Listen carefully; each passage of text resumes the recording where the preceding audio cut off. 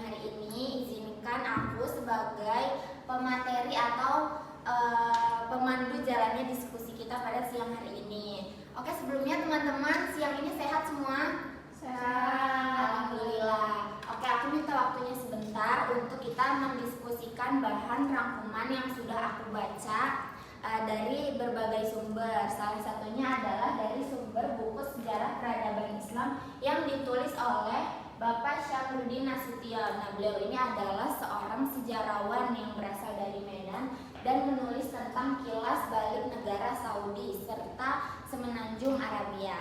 Oke teman-teman, semoga teman-teman nggak boring ya dari pembahasan kita kali ini. Nah, judulnya yaitu Arab Pra-Islam. Teman-teman ada yang tahu kata pra di sini apa artinya? Sebelum. Nah, sebelum.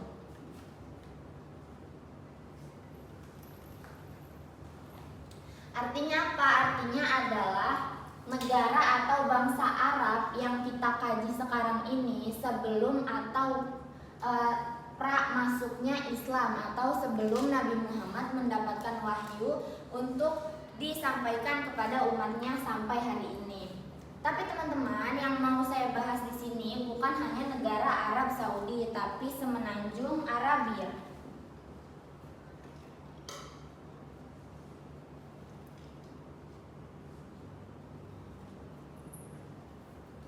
Bentar, kecepatan nggak gue ngomongnya?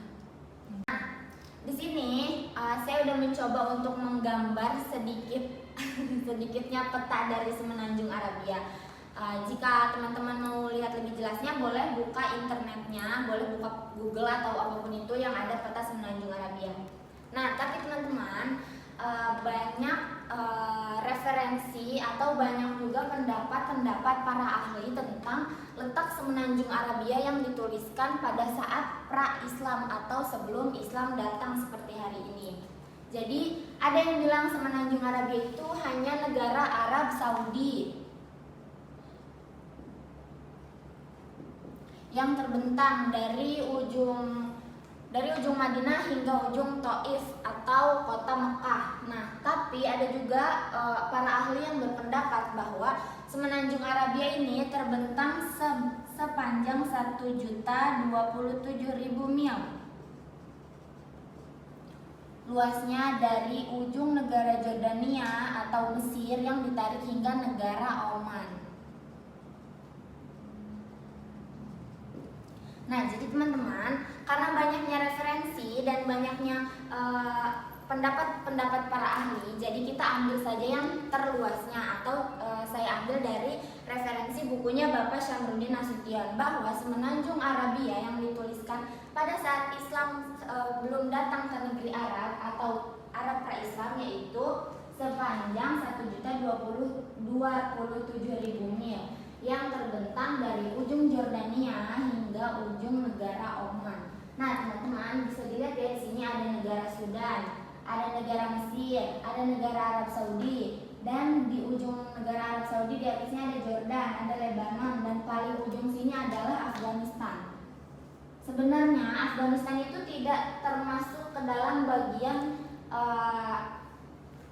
tidak teman, ada juga yang berpendapat bahwa Afghanistan ini tidak termasuk ke dalam sejarah yang dituliskan pada saat Arab sebelum datangnya Islam. Namun Afghanistan masuk ke dalam sejarah Konstantinopel. Siapa yang tahu di sini ya sejarah Konstantinopel? Nah, itu termasuk ke dalam peperangan bangsa Eropa. Tapi karena referensi di sini menandakan ada negara Afghanistan, jadi kita tulis saja negara Afghanistan. Mungkin nanti teman-teman bisa mengkaji atau baca-baca lebih lanjut lebih banyaknya lagi. Nah, di sini ada satu laut yang memisahkan antara negeri Mesir dan negeri Saudi. Ada yang tahu lautnya laut apa? Yang dulu di Red Sea atau Laut Merah. Jadi teman-teman, di antara Sudan dan Mesir ini membatasi ke bagian Arab Saudi dan Yaman, yaitu ada Laut Merah. Itu pada zaman Arab pra-Islam menjadi sebuah laut atau selat yang menjadi titik pusat jantung perdagangan perairan pada masa Arab pra-Islam. Oke, sampai sini ada yang mau bertanya terkait letak geografis Arab pra-Islam? Tidak ada ya? Oke, kita lanjut ya. Jadi, karena sebanyak dan seluas ini semenanjung Arabia pada Arab pra-Islam dulu, berapa tadi luasnya? 1027 1.027.000 mil. Nah, karena sebanyak itu teman-teman, jadi di daerah itu tuh dibagi menjadi 2 bagian. Yang pertama ada bagian apa? Subur. Yang kedua Tandus. Nah, siapa yang membagi atau yang mengkualifikasikan semenanjung Arab ini kok bisa menjadi 2? Yaitu adalah orang-orang suku pedalaman atau Arab al-Badui, atau yang biasa kita tahu pada zaman sekarang disebutnya Arab Baduy ya teman-teman. Nah, pada saat itu Arab Baduy itu menempati wilayah yang paling Tandus. di mana wilayah paling tandus? Di bagian utara. Nah, di sini nih dari Mesir, Saudi Arabia, Qatar, Afghanistan, Jordan itu adalah negara-negara di semenanjung Arab yang sangat amat tandus. Tidak dialiri perairan, tidak ada sungai, tidak ada hilir, tidak ada kehidupan maksudnya tidak ada perjualbelian di pesisir gitu. Jadi karena daerah ini sangat tandus teman-teman. Orang-orang pada zaman itu menganut kehidupan teman-teman, bangsa Arab al-Badui yang menghuni wilayah semenanjung Arabia di bagian utara itu menganut kehidupan nomaden.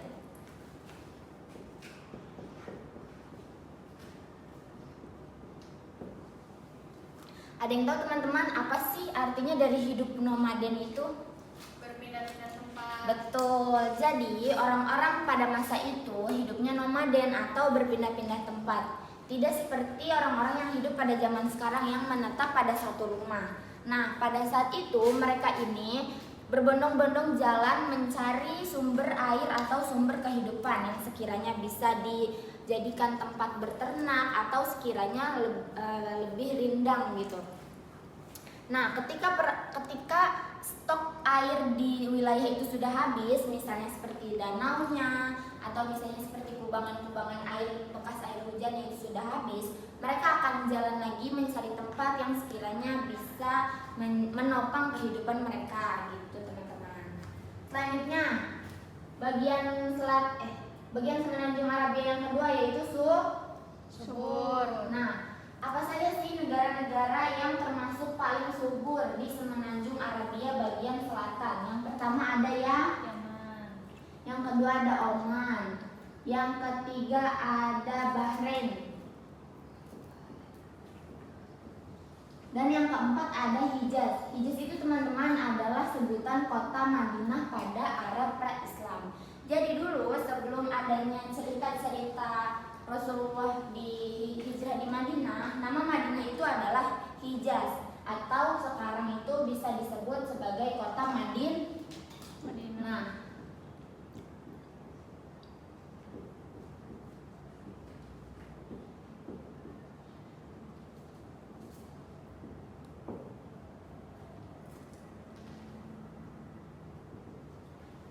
Nah teman-teman, dari keempat negara paling subur di selatan ini, kenapa bisa mereka disebut negara paling subur? Ada yang tahu?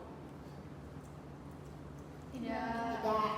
Jadi pada saat itu keempat negara ini adalah negara yang paling banyak ditumbuhi pohon-pohon dan buah-buah, serta adanya sungai-sungai hilir yang terhubung ke Laut Merah. Sehingga negara ini terdapat sebuah perdagangan di perairan. Jadi sistem pertumbuhan ekonominya itu tumbuh di perairan juga. Contohnya seperti ekspor impor gitu kan, dulu belum menggunakan mata uang. Dulu itu orang-orang dulu itu menggunakan dirham, menggunakan emas, atau menggunakan sistem barter. Contoh sistem barter yang ada di buku Bapak Syamruddin Nasution ini adalah pada saat itu semenanjung Arabia ini pernah melakukan sistem barter dengan India, yaitu barter rempah-rempah. Nah, itu termasuk menjadi salah satu pertumbuhan ekonomi di perairan. Namun teman-teman, dari keempat negara yang sudah saya sebutkan ini, ada satu negara yang sampai hari ini tanahnya tumbuh subur sekali, yaitu negara yang Yaman. Nah, di Yaman itu teman-teman tidak seperti negara-negara yang ada di semenanjung Arabia pada umumnya. Di Yaman itu apapun yang kita tanam pasti insya Allah di sana akan tumbuh, insya Allah di sana akan berkembang. Makanya hingga saat ini Yaman menjadi negara pengekspor dan impor buah terbanyak dan yang bekerja sama dengan negara-negara Timur Tengah yang lain. Contohnya ada buah tin, ada buah delima, dan ada juga buah zaitun yang berasal dari Yaman yang diimpor langsung ke Saudi Arabia. Mungkin ada beberapa jamaah umroh atau jamaah haji yang membawa buah, tapi itu sebenarnya bukan ada di Arab Saudi, teman-teman. Arab Saudi hari ini tuh tidak disuburi atau tidak ditumbuhi dengan buah-buah khas yang ada di sana, kecuali hanya kurma dan anggur. Sisanya itu bukan dari negara. Oke teman-teman, mungkin tadi sedikitnya pembahasan dari letak geografi semenanjung Arabia dan negara-negaranya. Nah, kita akan lanjut ke ras orang-orang Arab yang ada di semenanjung Arabia. Tapi sebelum masuk ke unsur-unsur atau apa saja orang-orang yang ada di Arab sana, kita masuk dulu ke pengertian yang sejarah ini. Dalam bahasa Arab, sejarah ini disebut syajaratun atau apa? Ada yang tahu? Pohon. Pohon. Dalam bahasa Inggrisnya yaitu history. Nah, manusia itu adalah makhluk yang kronologis atau yang biasa kita sebut manusia itu kan setiap harinya pasti berinteraksi, bersosial, menjalani kehidupan, memiliki kejadian-kejadian setiap harinya. Itu salah satu contoh kecil dari kronologis, sehingga manusia itu disebut makhluk kronologis. Berbeda dengan benda-benda seperti meja, seperti pulpen, seperti pensil. Mereka itu tidak mengalami kejadian yang tertanam gitu di hidupnya, di otaknya, di perasaannya, karena mereka benda mati. Nah, sehingga ketika manusia merasakan setiap kejadian yang ada di hidupnya itu menjadi sebuah kronologi gitu. Jadi manusia disebut makhluk kronologis. Nah, sejarah itu pada umumnya adalah aktivitas manusia yang berhubungan dengan kejadian tertentu yang tersusun secara kronologis. Jadi sejarah itu tidak bisa dikatakan sejarah apabila di dalamnya itu tidak ada kejadian tertentu. Contohnya sejarah atau kejadian tertentu. Contohnya kalau di Indonesia apa? G30 SPKI.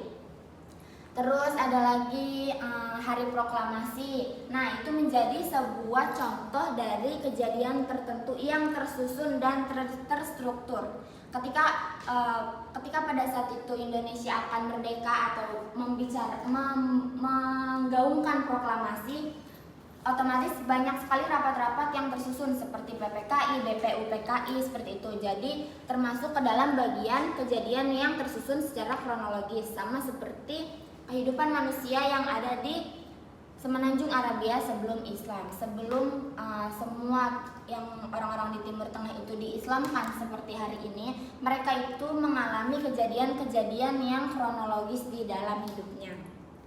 Oke, teman-teman, dari pengertian sejarah ini paham? Paham. Oke.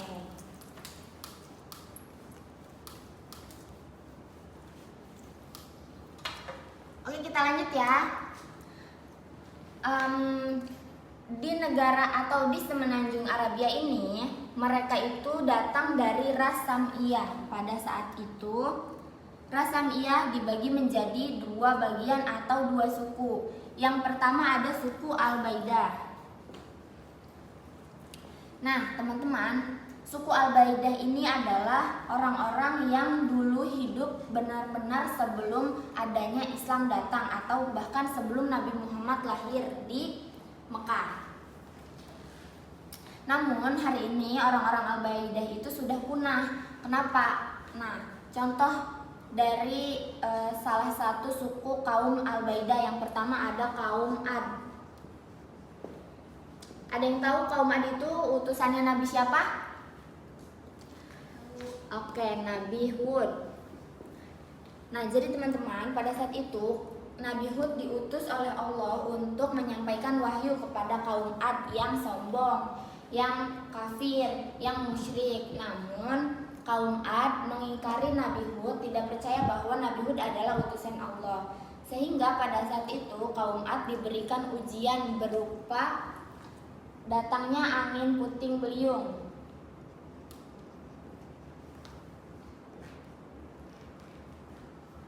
yang tidak terhenti selama 7 hari 7 malam. Ketika itu kaum Ad seketika punah karena angin yang sangat dahsyat menghancurkan banyak sekali alam-alam di sekitarnya, membelah tanah-tanah yang ada. Jadi seketika kaum Ad ini punah. Nah, yang kedua dari suku Al-Baidah ada juga kaum Samud. Kaum Samud itu adalah utusannya Nabi Soleh. Teman-teman, kaum Samud ini terkenal sebagai orang-orang yang memiliki bangunan atau arsitektur yang sangat megah, yang sangat besar. Mereka ini, kalau zaman sekarang, mereka ini adalah orang-orang kaya yang memiliki banyak-banyak gedung, banyak-banyak bangunan seperti itu. Namun pada saat itu bukan gedung yang mereka miliki, namun ukiran-ukiran batu yang bisa menjadi jika ada di zaman sekarang ini, ukiran-ukiran batu yang bahkan bisa menjadi gedung pencakar langit. Itulah kehebatan kaum Samud. Mereka bisa mengukir, bisa menyair yang termasuk ke dalam kata artistik. Nah, namun ketika itu kaum Samud sangat sombong, merasa bahwa dirinya paling kuat, bahwa dirinya paling kaya, paling mapan, paling segalanya. Jadi ketika itu Allah mengutus Nabi Soleh untuk berdakwah atau menyampaikan ajaran tauhid kepada kaum Samud. Tapi kaum Samud mengingkarinya karena merasa bahwa mereka ini orang yang hebat, mereka ini orang yang kaya. Nah, sehingga diberilah azab peringatan oleh Allah. Yang pertama itu adalah Allah menurunkan seekor unta betina. Jadi teman-teman, kaum Samud ini tidak langsung diberikan azab, tapi diberikan peringatan dulu berupa seekor unta betina yang diturunkan oleh Allah dari langit. Lalu Allah mengatakan kepada Nabi Soleh untuk jangan mengatakan kepada kaum Samud untuk jangan menyembelih unta tersebut. Biarkan unta ini hidup, rawat unta ini. Apabila ia berhasil memberikan susu, agar susunya dibagi kepada kaum Samud itu. Namun karena keangkuhan dan ketamakan kaum Samud pada saat itu, unta betina ini disembelih dan dimakan dagingnya beramai-ramai. Nah, azab yang Allah berikan ketika mereka sudah memakan daging unta betina ini adalah pada hari pertama mereka sakit kulit. Kulitnya itu berwarna kuning-kuningan.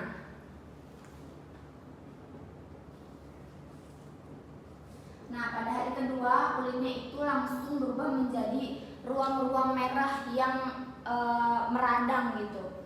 Nah, sehingga pada hari ketiga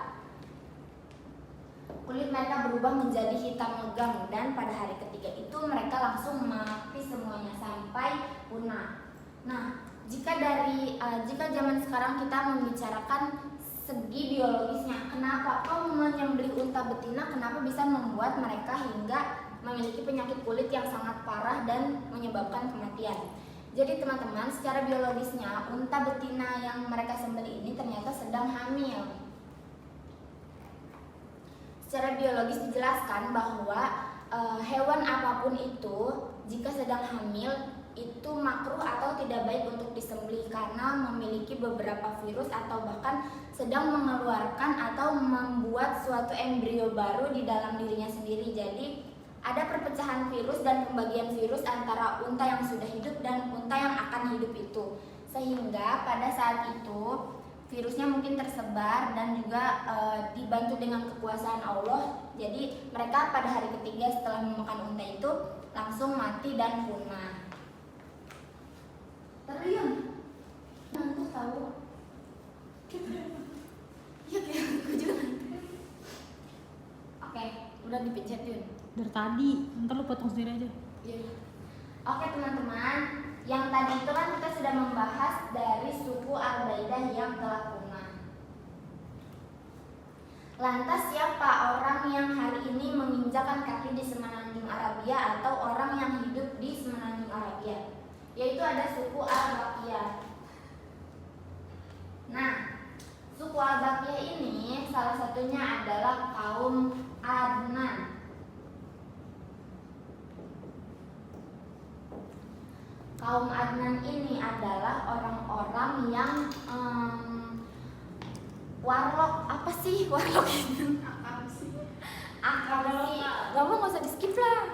Nah, mungkin kita kalau sekarang nyebutnya akamsi gitu ya, atau warga lokal.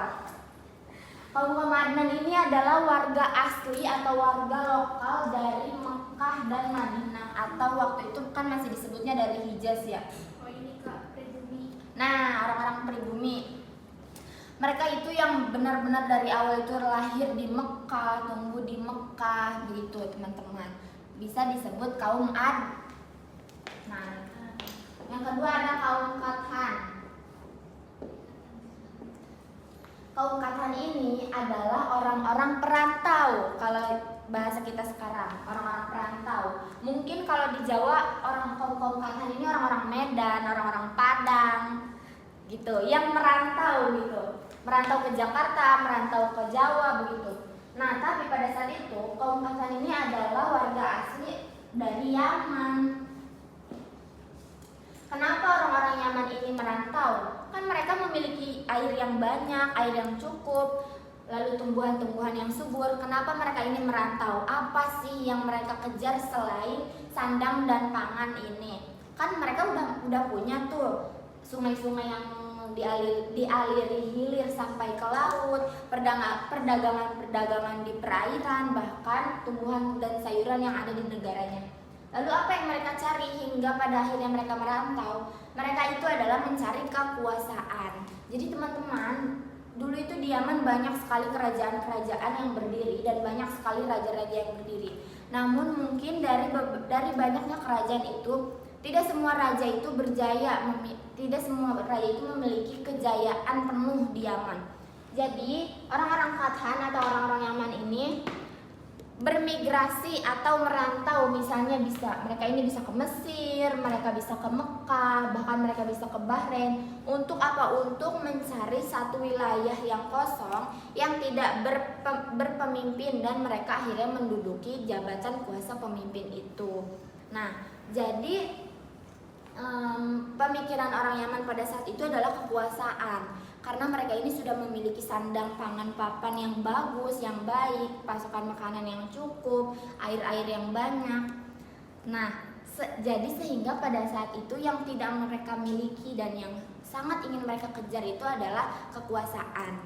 Nah, tapi karena di daerah-daerah Semenanjung Arabia selain Yaman ini tidak terlalu mementingkan kekuasaan, karena kan mungkin orang-orang Oman, Bahrain, orang-orang Sudan itu kan masih memikirkan bagaimana caranya kita hidup dengan air yang cukup, bagaimana caranya kita hidup dengan buah dan sayur yang ada gitu.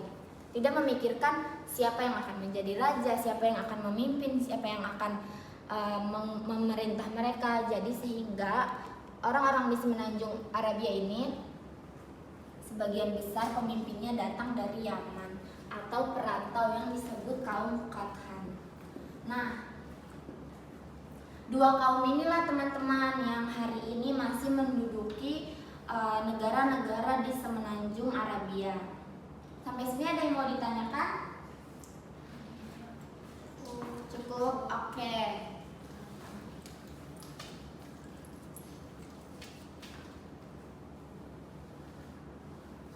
Kita lanjut ya teman-teman. Kita masuk ke pembahasan flora dan fauna. Ada yang tahu flora itu apa? Fauna? Hewan. Nah, pintar. Jadi teman-teman, meskipun di Semenanjung Arabia itu sangat sedikit sekali bahan makanan, bahan ternak, bahkan air, tapi di sana juga memiliki flora fauna yang khas yang bisa kita lihat sampai hari ini. Salah satu flora yang ada di sana itu adalah buah-buahan, tumbuhan, contohnya seperti kurma. Apalagi? Anggur, Jeruk. kopi, keempat itu ada buah zaitun. Nah, teman-teman, dari keempat buah yang saya jadikan contoh ini adalah salah satu buah yang memiliki kandungan air padat atau melimpah di dalamnya dan memiliki kulit luar yang keras atau kasar, karena kulit yang dimiliki kurma, anggur, kopi, bahkan zaitun adalah kulit-kulit yang tahan dari suhu udara panas dan mengunci kelembapan air di dalam buah tersebut.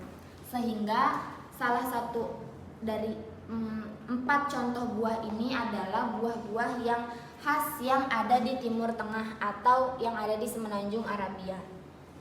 Nah, Arab Saudi atau Madinah itu juga menjadi salah satu kota dengan pasokan kurma terbanyak, karena di sana banyak sekali ditumbuhi kebun-kebun kurma. Karena kurma di sana itu tidak harus terus-menerus disiram seperti tumbuhan-tumbuhan pada umumnya atau seperti tumbuhan-tumbuhan yang ada di Indonesia ini.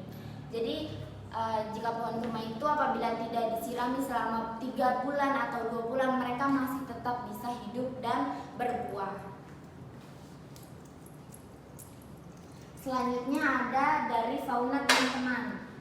Nah, fauna ini adalah hewan-hewan yang juga hidup di Semenanjung Arabia. Mau setelah datangnya Islam ataupun sebelum datangnya Islam, fauna-fauna ini sudah hidup di sana lebih lama, bahkan dibandingkan dengan Nabi Ibrahim dan Ismail ketika cerita-cerita mereka di Madinah dulu. Hewan-hewan ini sudah ada lebih dulu. Yang pertama di sana itu ada apa? Unta, domba, gajah,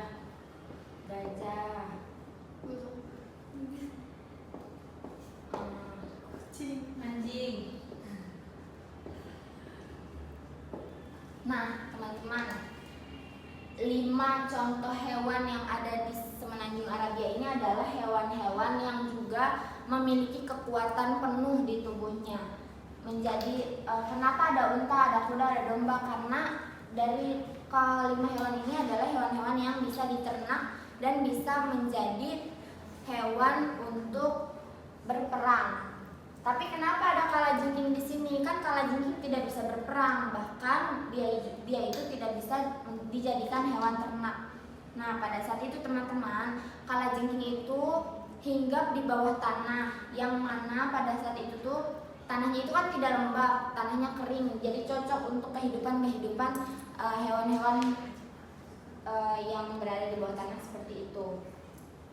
Nah, orang Semenanjung Arabia itu memelihara unta itu sebagai hewan ternak yang dagingnya dimakan, susunya diperah, bahkan air kencing atau urin dari unta ini bisa dijadikan dibalurkan ke badan untuk menjadi anti serangga seperti itu, teman-teman. Jadi unta ini manfaatnya sangat amat banyak, bahkan hingga air urinnya aja ia sangat bermanfaat sekali. Nah, lalu yang kedua ada kuda. Kuda ini tidak banyak dijadikan hewan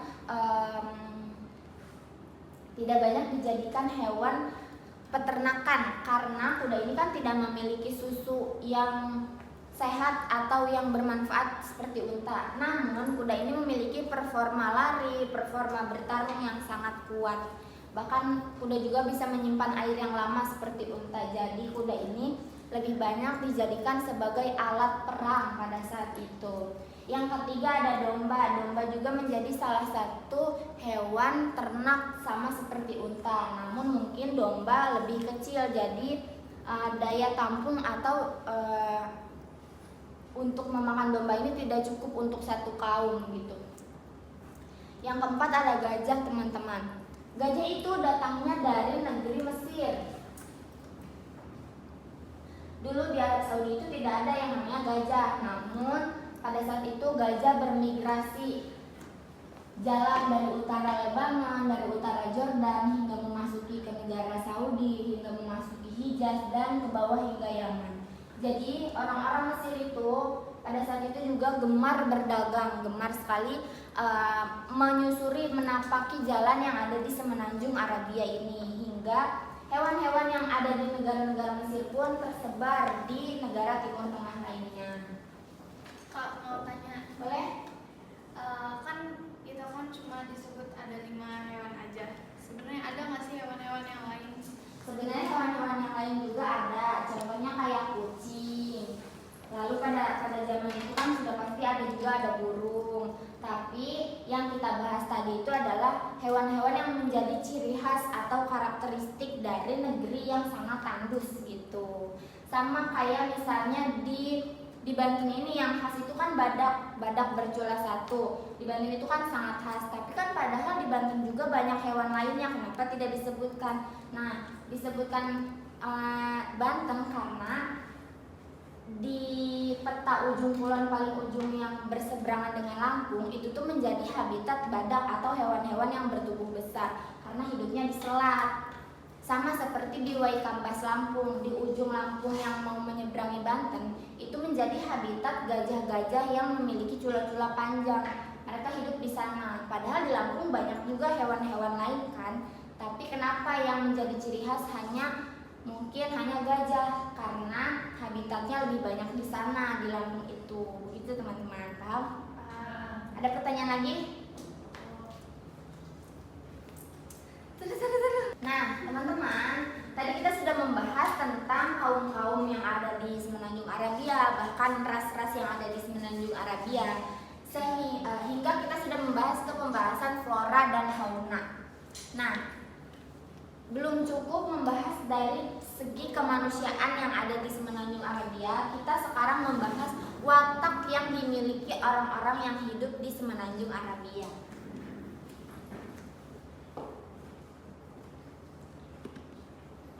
Watak negatif dulu apa positif dulu nih? Negatif. Sama seperti kita, orang-orang pada zaman Arab pra-Islam juga memiliki watak-watak yang berbeda-beda. Contohnya ada salah satunya watak negatif.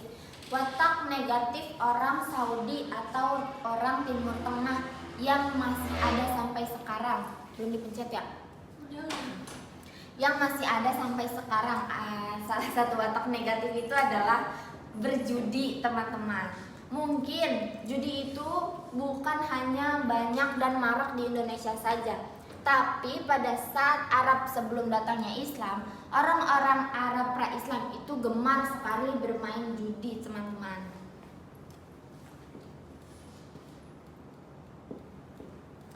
Nah, selain gemar berjudi, mereka juga gemar meminum khamr atau alkohol, atau kalau zaman sekarang anggur merah. Nah, tapi orang-orang Arab ini juga memiliki kasta-kasta tertentu dalam meminum khamr atau minuman haram seperti itu.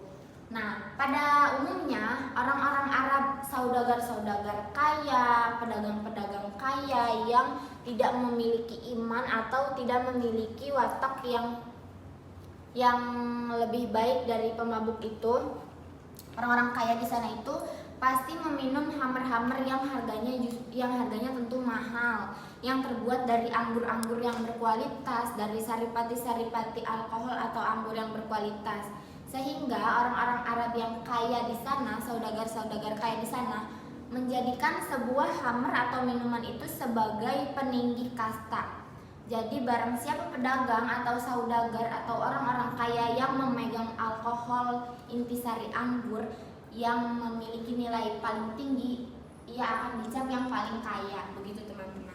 Beda halnya dengan orang-orang yang miskin. Orang-orang miskin di sana itu meminum khamr bukan untuk meninggikan kasta atau meninggikan kepopuleritasannya terhadap harta. Namun orang-orang sana itu yang stres, yang depresi, bahkan yang merasa hidupnya hancur, mereka juga sama meminum khamr.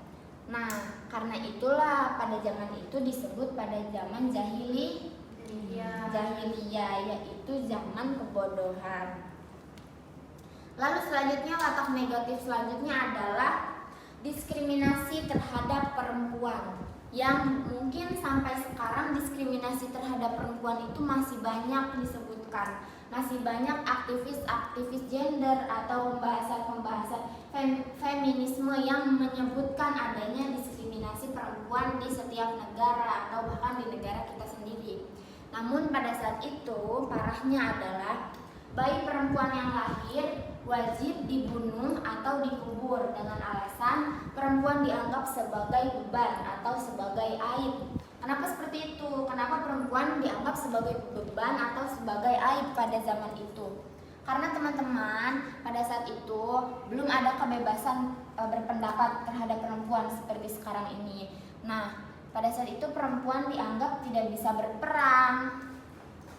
Lalu karena perempuan ini bisa menstruasi atau haid gitu.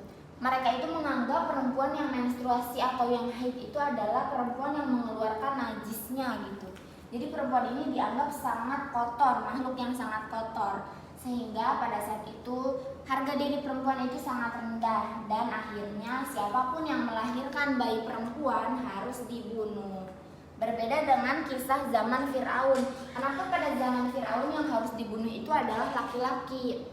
Karena pada saat itu diberitahukanlah berita buruk kepada Fir'aun bahwa akan ada yang membunuhmu, yaitu salah satu seorang laki-laki. Nah, pada saat itu Fir'aun ketakutan, takut dia dibunuh atau takut kekuasaannya hancur, sehingga ia memerintahkan kepada seluruh rakyat yang ada di kerajaannya untuk membunuh setiap anak bayi laki-laki. Jadi pada saat itu membunuh anak laki-laki bukan termasuk dalam isu-isu diskriminasi terhadap laki-laki atau diskriminasi manusia atau hak asasi manusia yang rendah, melainkan hanya sebagai ujian dari Fir'aun yang takut dibunuh oleh seorang anak laki-laki, sehingga ia memerintahkan semua anak laki-laki untuk dibunuh. Nah, jika zaman pra-Islamnya itu, jika dikaitkan dengan diskriminasi perempuan, yaitu zaman pra-Islam, nah pada saat itu yang harus dibunuh adalah bayi perempuan. Selanjutnya masih tentang perempuan, teman-teman. Orang-orang Timur Tengah itu gemar sekali membeli budak. Banyak sekali perjual beli manusia, salah satunya adalah budak. Nah, tapi secara garis besarnya, apabila budak-budak yang laki-laki itu di sana pasti dijadikan alat untuk mengembala, alat untuk mengurus peternakannya dan lain sebagainya. Berbeda lagi dengan budak-budak perempuan yang dibeli. Budak perempuan di sana itu mereka akan dihamili secara tidak hormat, akan ditinggalkan, akan dibuang dan hanya dijadikan bahan pemuas nafsu laki-laki di sana. Selain itu mereka juga disuruh-suruh seperti harus berjualan, harus memasak, dan apabila mereka melahirkan bayi atau apalagi bayinya perempuan, bayi itu harus dibunuh. Begitu teman-teman, kejamnya watak negatif yang dimiliki bangsa Arab atau Arab pra-Islam. Selanjutnya setelah watak negatif kita bahas ya watak positifnya.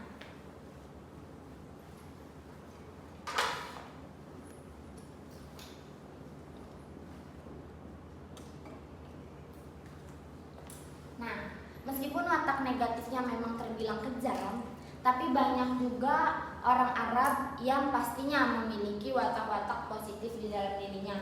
Salah satunya adalah kedermawanan.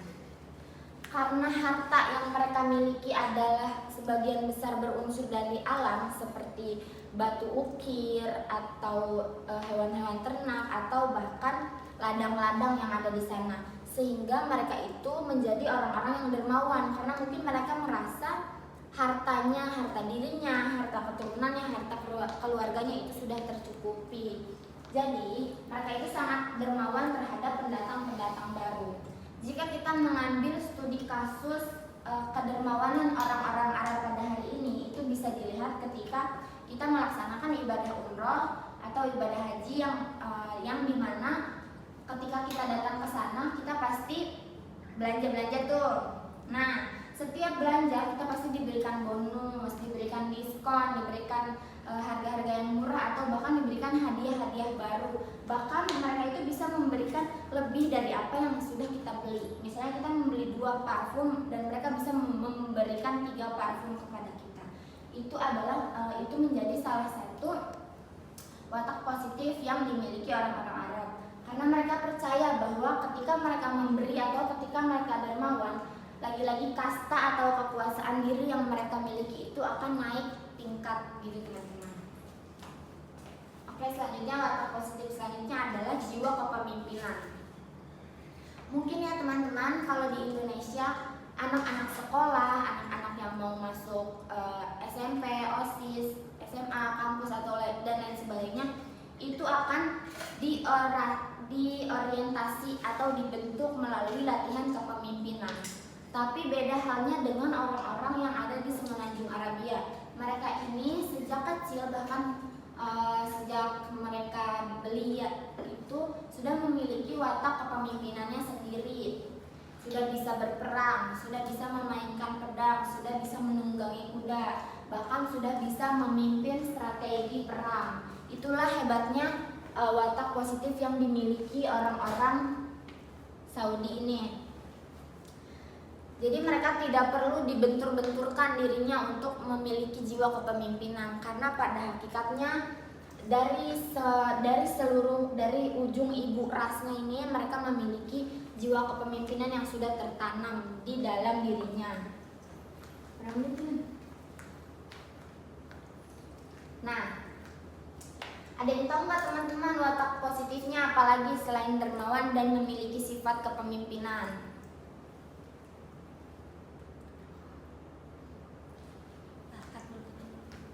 Ada yang tahu watak positif bangsa Arab selanjutnya? Ini Kak, ikatan keluarga yang erat. Nah, apa sih yang dimaksud dari memiliki ikatan keluarga yang erat? Yaitu pada saat itu orang-orang bangsa Arab itu hidup per kabilah atau per keluarga. Jika sekarang mungkin kita sebutnya per kepala keluarga. Namun pada saat itu per kepala keluarga ini disebut kabilah-kabilah. Mereka ini sangat solidaritas terhadap dari satu kabilah ke kabilah lainnya atau ke saudara-saudara lainnya.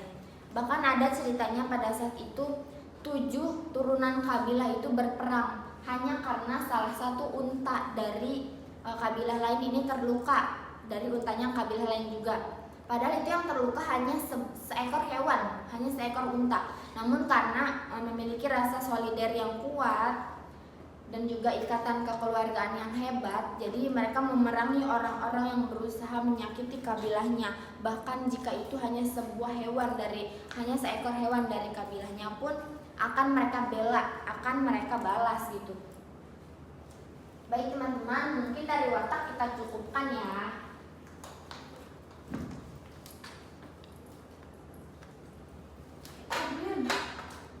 Oke teman-teman, sekarang kita masuk ke pembahasan sistem politik.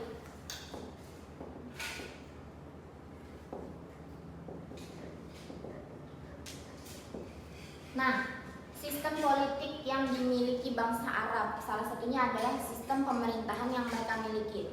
Mereka ini memiliki satu orang yang dijadikan sebuah panutan atau dijadikan patokan kehidupan, bahkan patokan keputusan-keputusan yang ada di hidup mereka, mau itu perorangan atau perkabilah atau bahkan antar suku, yaitu disebut seorang syekh.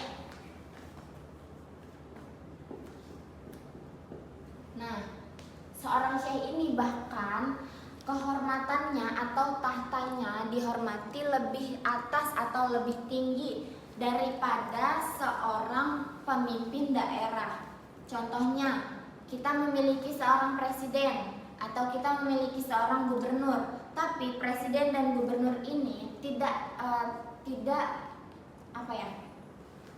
tapi seorang syekh ini tidak kalah di bawah seorang presiden dihormatinya. Jadi orang-orang di sana itu lebih memilih untuk menghormati seorang syekh. bahkan bertanya tentang segala keputusan yang ada di kabilahnya kepada seorang syekh dibandingkan kepada seorang pemimpin daerah itu tersebut. Bukan berarti orang-orang di sana tidak menghormati pemimpin daerahnya, namun mungkin kadar penghormatan yang mereka berikan kepada seorang syekh itu lebih tinggi dan lebih atas daripada seorang kepala daerah atau seorang raja yang ada di sana.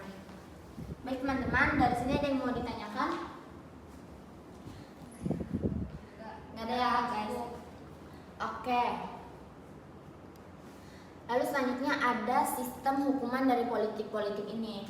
Mungkin teman-teman pernah mendengar ya kalau di Arab ini ketika ada yang mencuri tangannya akan dipotong.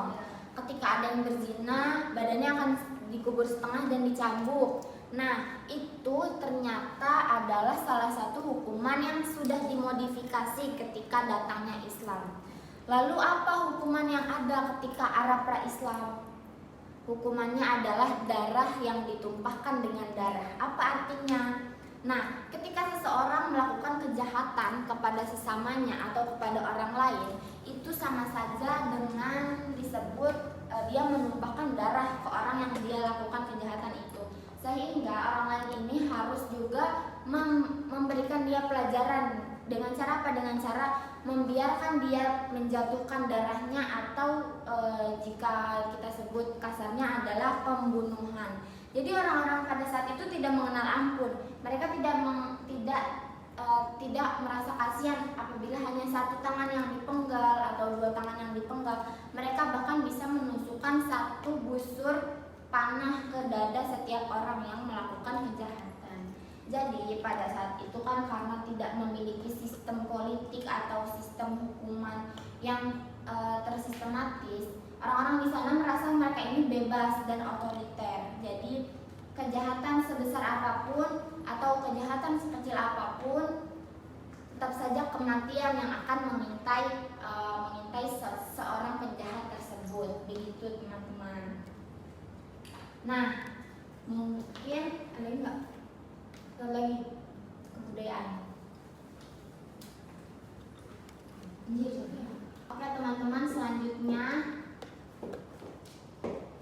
dari segi sosial kita ambil contoh yang kecil aja ya.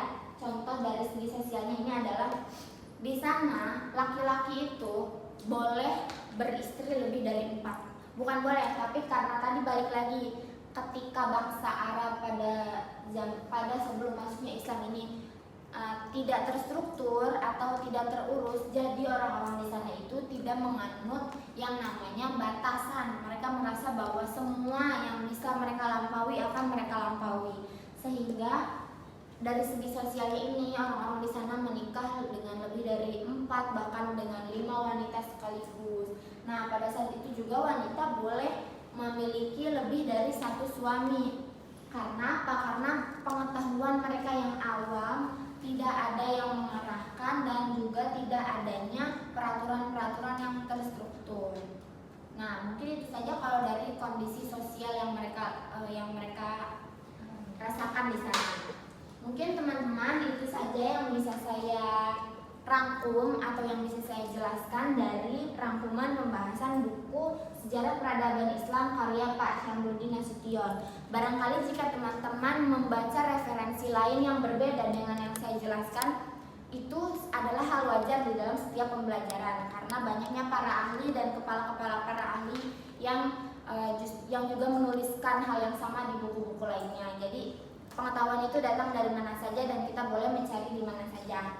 Mungkin itu saja yang dapat saya sampaikan. Kurang lebihnya mohon maaf. Wassalamualaikum warahmatullahi wabarakatuh. Waalaikumsalam warahmatullahi wabarakatuh.